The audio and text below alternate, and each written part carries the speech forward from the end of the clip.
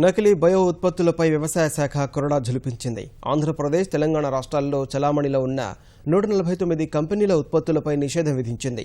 రైతుల అమాయకత్వాన్ని ఆసరాగా చేసుకుని బయో ఉత్పత్తుల పేరిట ప్రమాదకర రసాయనాలు కలుపుతూ ఈ కంపెనీలు దోచుకుంటున్నాయని వ్యవసాయ శాఖ కమిషనర్ ధనంజయ రెడ్డి అన్నారు. 11 వ్యవసాయ అధికారుల బృందాలు దాడులు చేసి బయో ఉత్పత్తి సంస్థలను పరిశీలించగా ఈ వాస్తవాలు బయటపడ్డాయని ఆయన వివరించారు. నిషేధిత ఉత్పత్తులు అమ్మిన వారిపై చర్యలు తీసుకుంటామని ఆయన హెచ్చరించారు. త్వరలోనే బయో ఉత్పత్తులు, విత్తనాలపైన కొత్త చట్టాలను రాష్ట్ర ప్రభుత్వం రూపొందించనుందని చెప్పారు.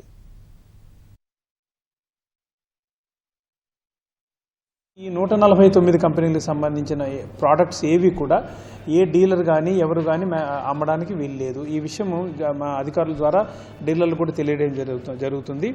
దాంతోపాటు ఒకవేళ అలాంటి ప్రోడక్ట్స్ ఎవరైనా అమ్మినట్టు తెలిస్తే మాత్రము చాలా తీవ్రమైన చర్యలు ఉంటాయి. అంటే డీలర్ల మీద కేసు నమోదు చేయడం జరుగుతుంది, కంపెనీల మీద కేసు నమోదు చేయడం జరుగుతుంది. ఎగ్జిస్టింగ్ లేని కంపెనీలు ప్రోడక్ట్ అమ్మడం అనేది ఎట్టి పరిస్థితుల్లో చట్టం ఒప్పుకోదు. అలాగే మా అధికారులు ఎవరైనా కూడా దీంట్లో ఎలాంటి పాత్ర ఉన్నా కూడా వాళ్ళను సస్పెన్షన్ కాదు, కేవలము సస్పెన్షన్తో ముడిపెట్టడం ఉండదు. వాళ్ళను పూర్తిగా సర్వీస్ నుంచి కూడా తొలగించడం జరుగుతుంది.